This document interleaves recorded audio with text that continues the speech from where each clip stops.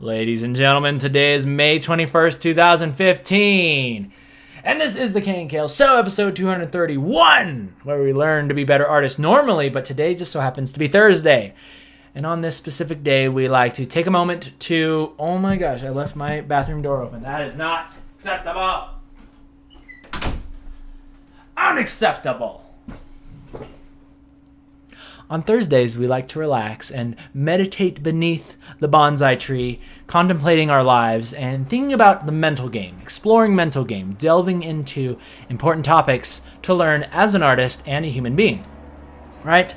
And today what we're going to be talking about is a little something that I found in this awesome book called, it's called Life's Little Handbook, right? Or Life's Little Instruction Book, given to me by my Maja. And it has this really cool line in there that says, "Don't postpone joy," right? And of course, I saw that there was a typo there, so I went ahead and corrected that with my good old pen. And that's what we're talking about today, postponing joy, and how that can actually, like why people postpone joy, and why it's a bad thing. Why it's a bad thing to postpone joy. In some instances. You know, we're gonna bounce around the spectrum here. We're gonna talk about, one side where it's like, yeah, you know what, you should live for the moment, party it up, live it up, have a party, get together with your friends, you get a big fat paycheck in the bank, go blow it, right? Because today is the day. Today's the day to enjoy yourself. Tomorrow, you don't know what's gonna happen. You get hit by a bus, you could die of some crazy disease that hasn't been discovered yet. You catch something from the railway on the BART station in San Francisco. Unidentified organisms could kill you. You never know. So, we'll be exploring that way, live for today. But then we'll also talk about some other things where it is good. It can be good because we like to live in balance. Balance, right? Yin and yang. Yin and yang. Like that, right? That's my symbol for yin and yang. Okay. So there's balance, right? And the other side of it is important times to think of the future, build for the future, sacrifice some things today in order to have something great tomorrow. So we're going to explore both of those things.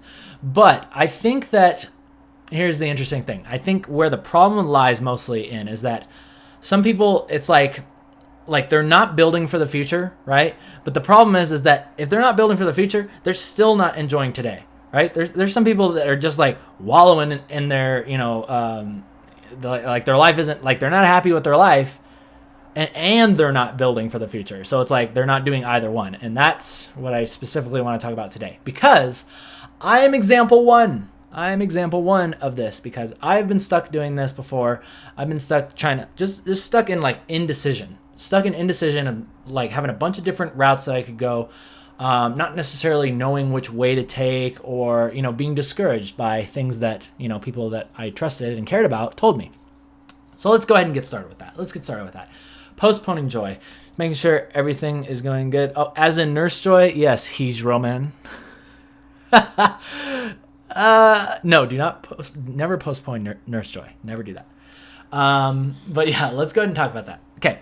So postponing joy is something that I find a lot of people will like to outwardly say, oh yeah, well, I'm preparing for the future. I'm getting ready to do this in the future. So I'm going to, sacrifice my happiness, or I'm going to do something that I really don't like, right? I'm going to take this job because, hey, maybe there's a great financial gain from it. Like people, I heard this all the time after high school. It's people would say, oh, well, yeah, I decided what I was going to do because these types of people make this much money. And so I'm going to go to school and start learning about that, right?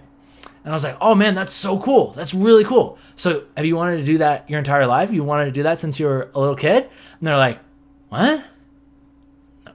No, they give you this weird look. It was the most crazy thing they could ever think of. No, when I was young, I wanted to be a freaking mime, or I wanted to be a stand-up comedian or an artist, right? All those things that people would say that normally is oh, no, you don't want to do that. Things that your parents would tell you to kind of stay away from. Those are usually, I've noticed that I gravitated towards people that wanted to do those types of things. Things that are very expressionistic, right? Things that are very artsy, like music, acting, stand-up comedy, public speaking, artist, being a painter or a concept artist, right? And of course, many people tend to push those things aside because of pressures from outside of the world. And I'm sure that you guys have felt this many times because And people, people that kind of try to stray you away from doing what you truly want to do, they do have the best of intentions. Like, don't get me wrong. It's not like I don't want you to get all like crazy and panic thinking the world is against you and like, it's you against everybody else and they're the bad guys and you're the main character of the story, which is an interesting complex that it's really funny how easily we fall into this. We think that life is all about us. And in a way, it kind of is, because it's very important that you take care of yourself first. And that's another thing that I'll expand on in just a moment. I think that was what I wanted to talk about today originally. But taking care of yourself first. But it's also very important to understand that actually the same way that you see yourself as the main character in the movie of your life, every single other person has that same feeling. Everybody else is caught up in their own story, in their own movie. And it's very, very important to make sure that you understand that you're like simultaneously the most important person in the world and the least significant person in the world. It's like you matter so much to the universe, and yet you are like the most microscopic little thing, that just like a blip on the the timeline of the human existence, right? We don't even know what the heck we're doing here. There's a lot of theories out there. We're basically on this ball spinning through space, millions of miles an hour, and we don't know what's going to happen. We don't know how long it's going to last, or how long before we freaking collide with another galaxy or this and that. It's like we don't know what's going on, right? But it is up to you to find something that works for you. Figure out a theory, figure out, your philosophy on life. And it doesn't matter if somebody tells you it's right or wrong. The important thing is that you find something that works for you. Okay, and that's what I'm doing. I'm just giving you guys ideas, giving you ideas to ponder. Think about this. I really want you guys to ponder that whole movie scene, like the main, I forgot what it's called. It's like the protagonist mindset or something like that, where you think you're the main character in the movie. I want to challenge you guys to ask yourself, like, think about other people for once. Think about, I wonder what that person is thinking about. What are they worrying about? What are they trying to accomplish? What is the movie of their life? What is the storyline of their life? Get interested in other people, because I guarantee you, once you do that, life actually becomes a lot more fun. It actually becomes quite a bit more fun to start caring for others and thinking about the stories that they're trying to live out, and like stepping in to help them if you can. Like if you have a skill or something that you can offer them, or like a charitable contribution you can give to them, then I would urge you guys to do that. I would urge you to do that, because it gives you a lot of perspective. It gives you a lot of perspective, and it really starts to, I feel like it kind of like opens up your, like your connection or your energy with the world, whatever you want to call it. And when you do that, when you open up your energy, like you send it out into the world, right? You start seeing things a little bit differently. And I think that this is a big part of where kind of like you could say luck comes from. Because when you're in a good state of mind, and this is why I'm talking about taking care of yourself first is very important. Because when you're in a good state of mind, when you're happy and when you're not postponing joy, bringing it back, right? We went on that huge tangent, bringing it back. When you don't postpone joy in the right ways, right? Good things just seem to happen, right? You'll work better. You'll have a better work ethic. You'll be nicer to people. You'll be more supportive. You'll be more excited to help people, be charitable, and it's like all that stuff is not possible if you don't first start with making yourself happy. If you don't take care of yourself first, you might think of it as being selfish, but you got to make sure that you know that the greatest service you can do for mankind is just to be a happy person. Because we got plenty of angry people out there. We got plenty of sad people. We got plenty of crazy people. We need some more happy people in the world, right? So take care of yourself. Figure out what your values are. Another complete different, talk that we've had before. Figuring out what your values are, and just going for, setting goals and achieving them. Being happy, enjoying the moment. So let's go ahead and get back to postponing joy. Okay. And I hope you guys are enjoying yourselves. You guys seem a little bit quiet. Usually on these Thoughtful Thursdays, I notice you guys don't type much over here. I guess it's just because you guys are just enthralled by what I'm saying. I'm just like blowing your mind, maybe. Hopefully. When these things were told to me, like sometimes the things that I share with you guys, they were told to me by somebody else, or I heard them from a public speaker. Somebody just gave me this idea and it went in, it just like, it just like blew my mind. And I was like, whoa, like this whole time I've been thinking that I was like the main character in my movie, when I didn't realize that everybody else thinks the same thing. It's like I'm really not that, like, it's like I'm not that important, right? People don't really care. People are too busy. Here's the coolest thing. It's so funny. It's like it's a really positive message wrapped up in a negative one, or a negative wrapping, but a positive message inside. And it is that everybody's too busy with their own story to care about yours. And once you realize that, it sounds very negative. Like, oh, nobody gives a crap. Nobody gives a crap about whether I live or die, whether I'm, rich or poor, sick or in good health. But the thing is that the positive message inside of that is that once you realize that everybody else doesn't actually care, you are now like freed. You are freed from the expectations of others. Because here's the other thing, a common trap that I always fall into, and especially I think artists do this, is that we're so eager to please other people. We're so eager to say yes and to do things for others. Your friend sees you draw on something, right? They walk in, they're like, hey, you're a really good artist. Hey, you know what? I could use a really good artist. You have some amazing skills, and I'd like to have, since you're my friend, I expect you to do this for me for completely, like, I'm not going to pay you anything, but you're going to do it for free, right? And then what are you going to do as an artist? You'll be like, oh man, well, yeah, he's like my best friend, and yeah, I couldn't charge him. That would be terrible. And so you're just like, oh, but like there's this other thing that I really want to be working on, and oh, okay, well, I guess I can push that away, right? Because if I don't say yes, then he might get angry, or maybe he won't love me anymore. Maybe my friend will go away. Maybe I'll lose love, right? You'll lose a friend. And so, again, you're so eager to please and say yes. And I'm telling you this right now. If you were to, this is where that good positive message comes in, is by saying no, right? Even if they are offended, it's like the longest they're going to be ticked off about it is like 5 minutes, and then, or like, no, 5 minutes is like super generous, like 30 seconds. And then they're going to think, oh yeah, what am I going to eat for dinner tonight? And then immediately their movie starts playing again. It's like their cares, their story just keeps playing. They don't care anymore. They don't care. They already moved on to something else. So that's something that I'm learning to do, because I always get caught in the trap of saying yes to people, or feeling like I need to be nice, or that I owe somebody something. And sometimes it is good to understand when a favor is owed, you know what I mean? But like, if you're just doing something kind of out of the you really got to trust your gut on this. If you're doing it out of the kindness of your heart and it's going to make you feel good, that's one thing. But if you're doing it out of guilt, or like you're afraid of someone's going to get mad, that's a good indication. You get that feeling in your gut. That's a good indication that you should probably say no. And get back to doing what you like to do, because you've been postponing your joy too much by saying yes to other people, doing favors for other people, and not getting a return, right? It's too much give. You're giving, right? But you're not getting anything back. So watch out for those types of relationships and commitments that you make. It's not selfish to expect something back, because you got to think about it this way. There's another thing that I heard that blew my mind. It's like when you do something, when you do a service for somebody, as an artist or like as a freelancer, right? It's like you are creating something for them. You are using your skills, something you've worked your entire life for, to create something that they could never make. They could never even conceive.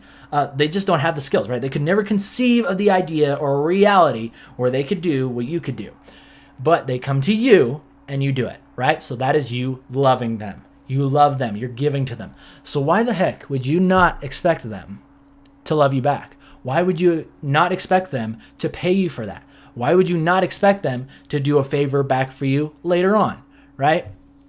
So that's the one thing that I thought about. It's like, that's really what got me really excited about, like, because I used to do conventions a lot, and I would sell my prints, right? Like, some of them are on the wall over there. Not that one. That one's Megan Mitchell, freaking awesome artist. But I used to sell my prints, right? And I was talking to my pops about how much I was going to sell my prints for. And I was like, well, all these other people, they do like one print for like $5, like these 12 by 18s, and they do it for like $5, or like two for like $7. And my dad just looked at me. He's like, what the heck? He's like, why are you selling your art for that cheap, right? And I was like, oh, well, it's just like my dad, right? And he's just being nice. And, it's like, oh, your art is worth way more than that. But you know what I found out? Is that when you actually charge more for your art, people will value it more. Because everybody goes to the convention and is like, oh yeah, well, I got like all these $5 prints, right? But then this one over here, this one right here, I paid $40 for this puppy right here. $40 for this puppy. Look, it's signed by the artist. I keep this one in a separate bag, right? I keep this one in a separate bag. That one's going on the wall when I get home. Hopefully not stuck to the wall with a piece of gum, like what I do here. Like, it's not actual gum. It's putty. It's wall putty, right? But it's basically gum. So anyway, but I'm framing my stuff now. I'm framing the stuff that I really like. thanks to my girlfriend bugging me about that stuff. I got like some of like the most awesome art from some of my favorite artists. Alex Ahad, the guy that created Skullgirls, he drew this awesome picture of Emma. It's not here right now, but it's being framed. And I remember when I had my girl over, and I was like, this is like one of my favorite artists. And I met him at this convention, and it was so cool. And he was doing these commissions, right? And so I asked him to draw Emma, and he did. And it was so cool. So this is like my most treasured piece. And then she's like, is that why it's like stuck on your wall with a piece of gum? And I was like, what? Oh yeah, I guess I never really thought about that. Yeah, it's probably like, well, like I was going to get it framed eventually, right? And then I told her about like this other artist named Joshua Clay, who is an awesome tattoo. He's now a tattoo artist out in, I think he's in Miami. I forget where he is. But anyway, he's a tattoo artist, either LA or Miami, or somewhere in between. That covers everything. But he's an awesome tattoo artist, and he did this really cool Hydralisk, from StarCraft. He did a Hydralisk piece of art for their, like back when the game launched, they did like a propaganda poster contest. And he did this awesome Hydralisk. If you just type in Joshua Clay, Hydralisk, StarCraft art or something like that, StarCraft poster, you'll find it. So anyway, he scanned that in. He did original pencils for it. He scanned it in and colored it. And I bought 3 of his pieces, 3 prints of his paintings that are now in the hallway there. You guys might have seen it if I ever had that door open. But also with those prints that he sent me the original pencils of the actual Hydralisk. And I saw that and I was like, oh wow, this is so cool. I was like, I gotta get this framed. This is so cool.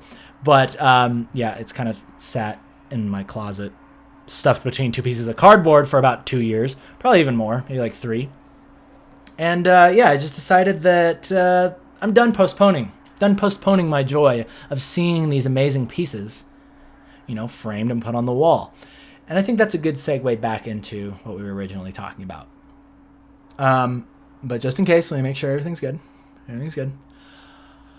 Good segue back into what we were talking about, and that is postponing joy. So one of the greatest ways that I see people postponing their joy is falling into the terrible trap or using the terrible word that I think should be eliminated from the human language, from the English dictionary. You should eliminate this word, and the word is someday. Whenever you say that word, it is dangerous. It is a dangerous word.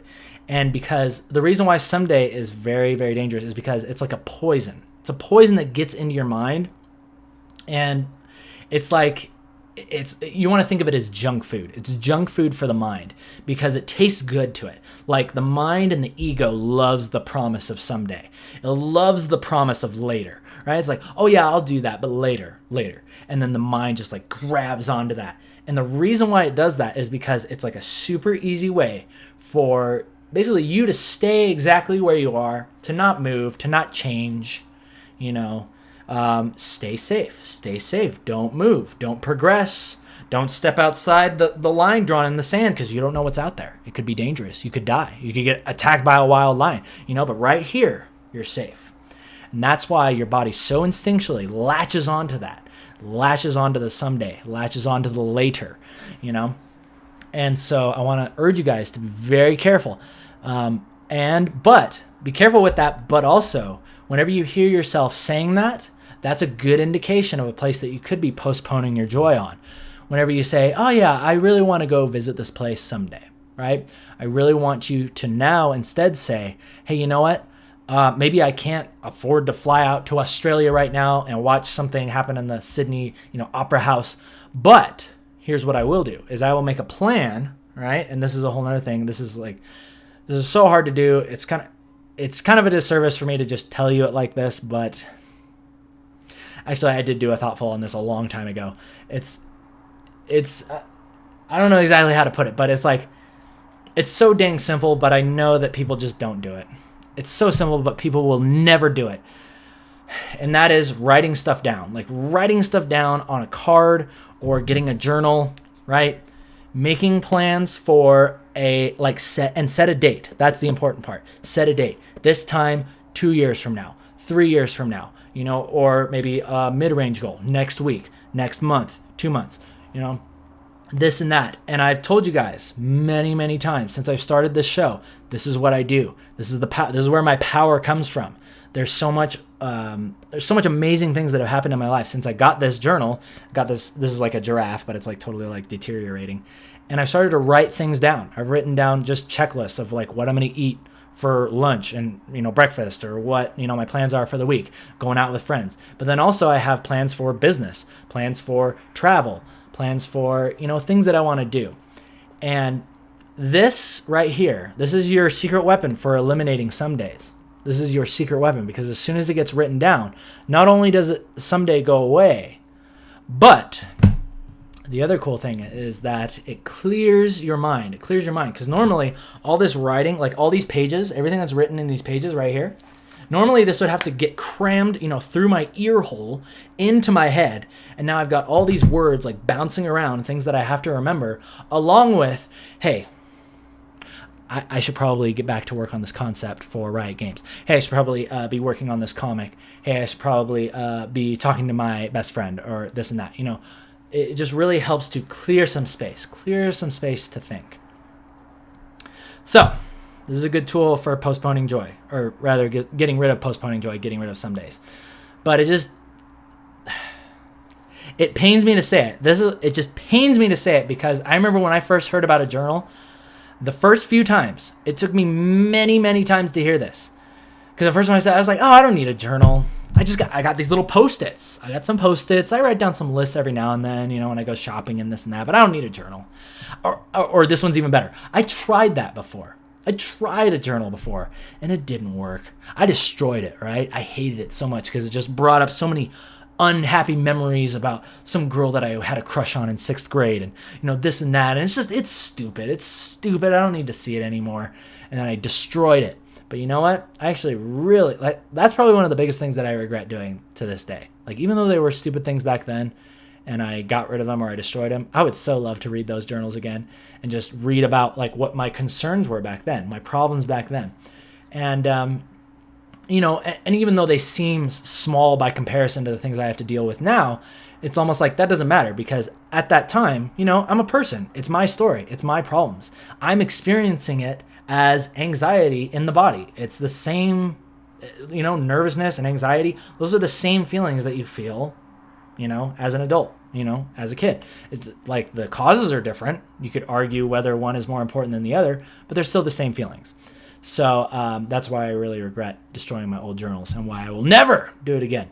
But learning to use journals is another really important thing.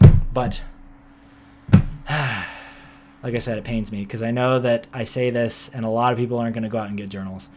But you know what? I'll do my part. Maybe this is the 3rd or 4th time you've heard it. By the 10th time, maybe you'll actually go out and get one like I did. It took me many times to hear it. But I will tell you this. It has changed my life. This is the single thing that has changed my life.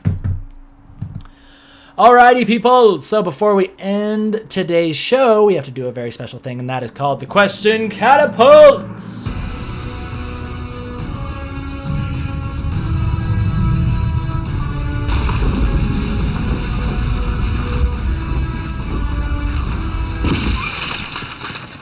All right, ladies and gentlemen, please cast your questions over the castle walls, and I will answer them. Preferably relating to Thoughtful Thursday and postponing your burp, as well as joy. I just went out and ate sushi with my little brother. And it was really good. But wrapping up, let's talk about good times to postpone joy.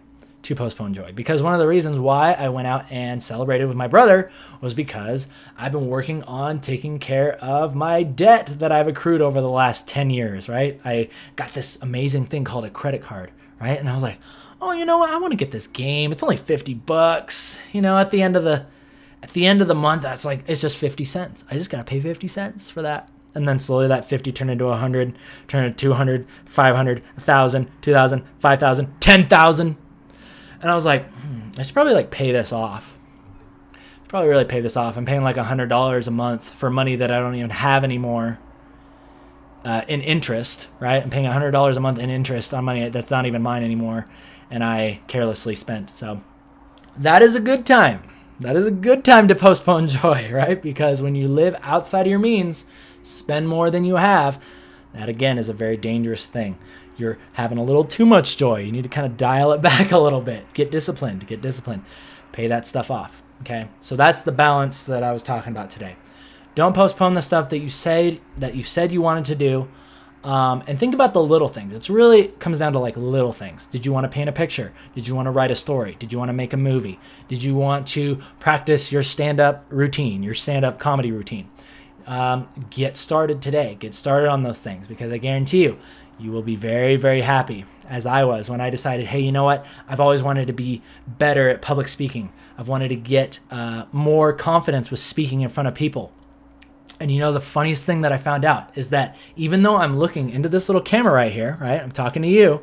I'm looking at a little camera. And you'd think that it wouldn't translate. Like as soon as I move from this to an audience of, you know, because like there's thousands of people that watch these videos now, which is awesome. But now imagine instead of this camera, it actually is 1,000 people. Oh man, you'd think that I would be scared, wouldn't you? But I'm actually not. It's actually very interesting. The skill that I learned from being able to speak into the camera is the same skill that I needed to be able to speak in front of a giant room full of people. It's actually very interesting how it translates over. So I don't think it's actually the people that makes you nervous. It's more so like your confidence within yourself of how you can speak, how you can like communicate things and translate ideas. So yeah, think about the simple things. Think about those simple things. All right, questions coming in. What are you doing? Laritos is asking, what are you doing when you aren't working on Emma? Do you have any other projects or games in mind? If there is, sign me up. I'm going to work there for the heck of it. My side projects usually come into contact. They have to do with, again, like, remember what I was talking about earlier about feeling like I need to do things to be nice, or like basically the long and short of it is that I've taken on way too many side projects because Emma is my main thing. That's what I originally wanted to do. That is my one and only side project, my most important thing. And it constantly gets pushed to the side because of these other opportunities, right? Being able to teach elsewhere online, or being able to, you know, just like little things that kind of step in the way. And I have allowed those things to happen for too long. So, yeah, it's just that's another area where I've been postponing the joy that I get from creating for myself because of fearing that I might disappoint somebody or I might offend somebody that really wants me to do something for them. What I don't realize, you know what? It's my life. It's my skill. I get to choose who has it. I get to choose who I work for or who I don't work for. And so, yeah, not many side projects going on anymore. Cut those back. Trouble the Jester is asking, how do you pull yourself out of an art rut? How do you pull yourself out of an art rut? I get in those when I can't place any ideas on paper. It's frustrating. He spelled it drustrating, but I'm guessing he meant frustrating. Yes, it is very frustrating. So, again, the best thing that I've found to do is basically what I said before, is like, if you're having art block or if you're feeling like you can't just get your ideas onto paper, I actually am starting to believe that it's not so much a problem with your skill. It's not so much a problem with you actually, the drawing, right? Because you've done this probably hundreds of times, thousands of times. So the actual skill is there, but there's something that's blocking you mentally. And that's what I want to ask you. Is there something that you know you should be taking care of? Or something that you know that, like you're postponing your happiness with something, or maybe you're not feeling grateful. Maybe you're not feeling grateful for where you are, how far along you come, or where you're going. You know, take care of yourself, get yourself in a positive mental attitude, right? That's why I got this right here. Take care of yourself first, and you will do the world a great service, and you'll do yourself a great service, because once you're in a good frame of mind, you'll be able to sit down, you'll be able to have more confidence with your artwork. And that's something that I am trying to do as well. So, hope that helps you out. And when that doesn't work, just say this: screw it, let's do it. Or, like we said before in last week's episode, which I highly recommend you check out, you're afraid that it might suck, right? Just tell yourself, yeah, you know what? This might suck. But you know what? I don't care anymore because it never mattered. It actually never mattered, and it doesn't matter anymore to me. I'm just going to get to work. I'm going to get to work. Screw it. Let's do it. Attitude. All right. Couple more questions and then we're ending. Matthew asking a great question. Did you ever feel like you actually needed the bad critiques? Well, like everyone kept saying that your drawings are perfect. When you know you have to improve in something, but you don't know.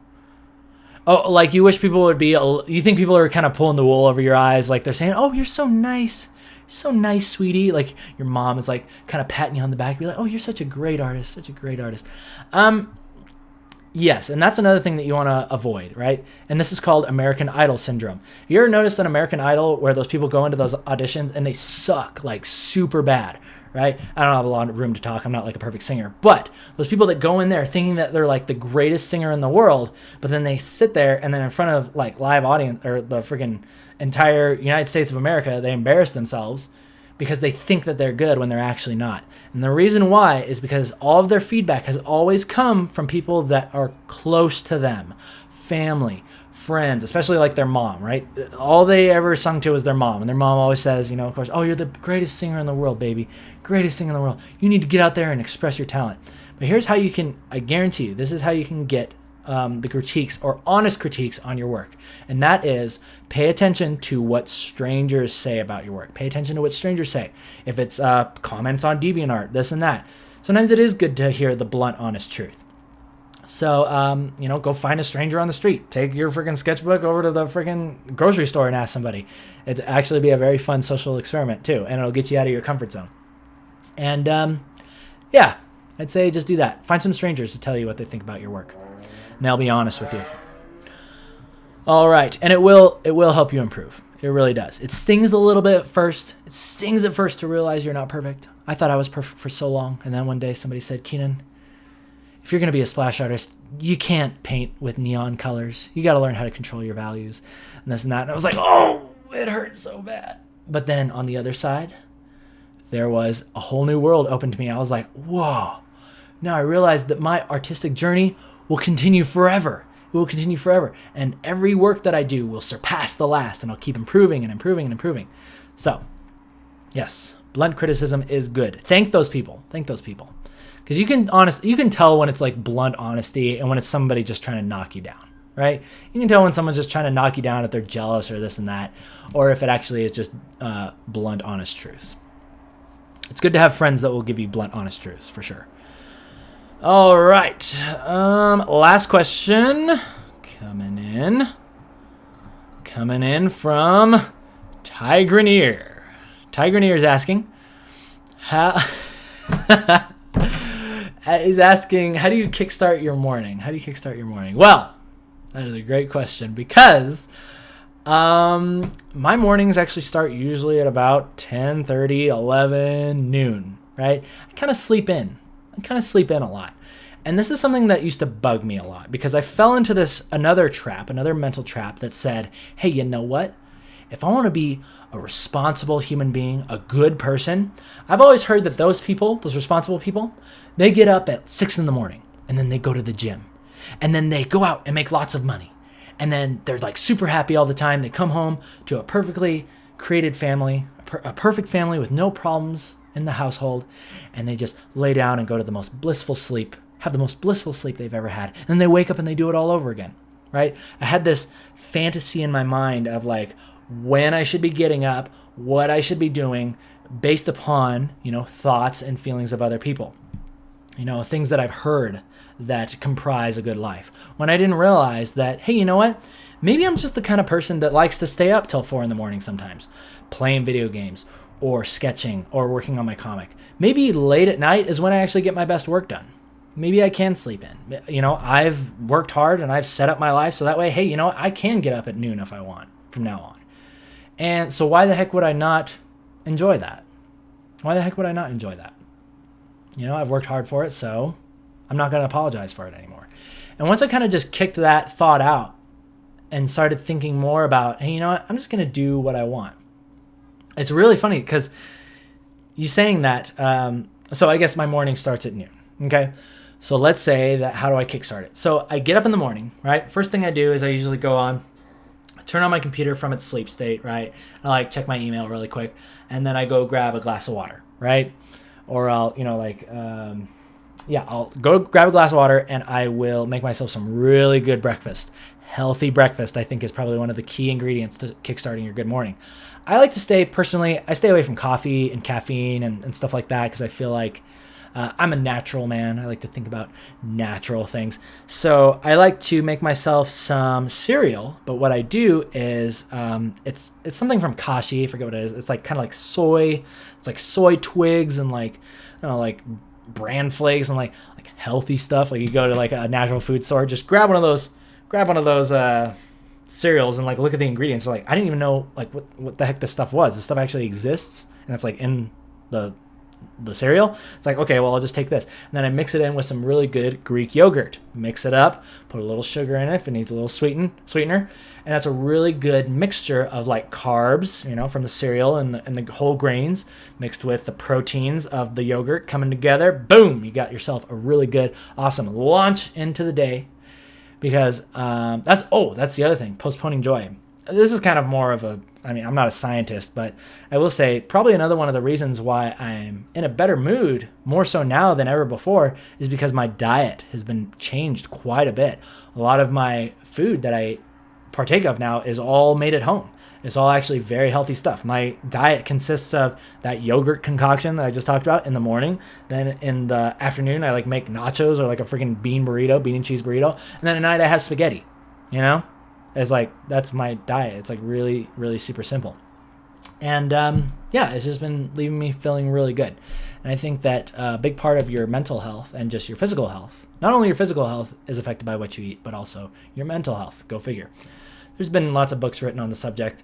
And to be honest, I actually picked up a couple and tried to listen to it, but then they start going into all the chemicals and freaking everything that's going on in your brain. I was like, okay, you know what? I'm just going to like say like this. When I eat broccoli, I feel happy. There we go. There's my scientific hypothesis, or there's my scientific theory. I just stick with that. All right. So that's how I kickstart my morning. And do it the way you want to do it. Do what works for you.